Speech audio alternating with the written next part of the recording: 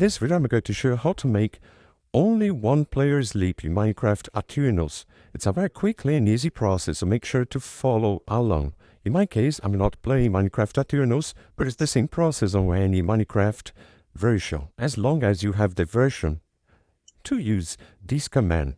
What you need to do is type exactly this command, okay? So /game_row players sleeping percentage space, you will put 0, okay? Then, if just one player sleep in Minecraft, the night will be skipped, okay? If you want to put just, for example, 50% of the players, you can. So, if you have 4 players on the server, you need to have 2 players sleeping to skip the night, okay? If you want to skip the night with just one player, put 0 and you will make the process. I hope I helped you how to make only one player sleep in Minecraft Eternals. So, if this video helped you in any way, hit the like button and subscribe to our channel to receive us footsteps.